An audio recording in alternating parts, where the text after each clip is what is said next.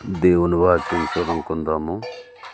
కీర్తనల గ్రంథము 135 13 యెహోవా నీ నామము నిత్యము నిలుచును.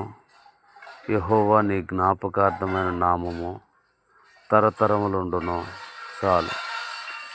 కాబట్టి దేవుని నామము భూమి ఆకాశము గతించిపోతుంది, కానీ దేవుని నామం తరతరాలు ఉంటుంది. యెహోవా జ్ఞాపకార్థమైన నామము తరతరాలు ఉంటుంది. కాబట్టి దేవుని నామం ఎంత బలమైనదో, ఎంత శక్తివంతమైనదో ఈ మాటను బట్టి మనము తెలుసుకోగలము. ఆకాశము కంటే, భూమి కంటే, గాలి నీరు నిప్పు కంటే, పంచభూతముల కంటే కూడా యెహోవాను నామము శక్తిగల నామము.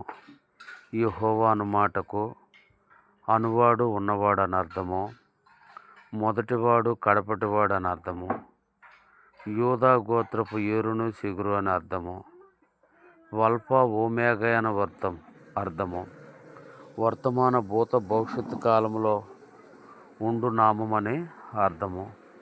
ఇంత గొప్ప నామము మన దేవుని నామం. యెహోవా నీ నామము నిత్యము నిలుచును. యెహోవా నీ జ్ఞాపకార్థమైన నామము తరతరములుండును. ఇంత గొప్ప నామము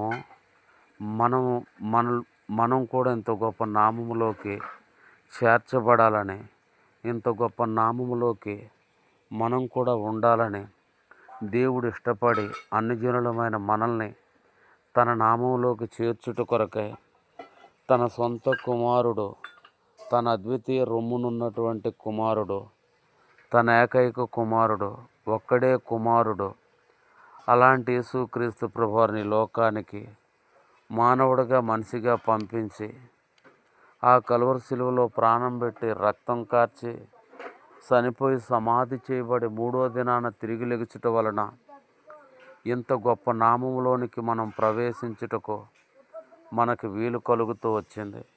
ఎందుకు ఇంత గొప్ప నామంలోకి దేవుడు మనల్ని నడిపిస్తూ వచ్చాడంటే, మనల్ని నిత్యము ఆశీర్వదించుట కొరకు, నిత్యము దీవించుట కొరకు, మనకు సహాయం చేయుట కొరకు, మనకు పరలోకం ఇచ్చుట కొరకే. కాబట్టి యెహోవా నీ నామము నిత్యము నిలుచును. నీ జ్ఞాపకార్థమైన నామము తరతరములో నిలుచును.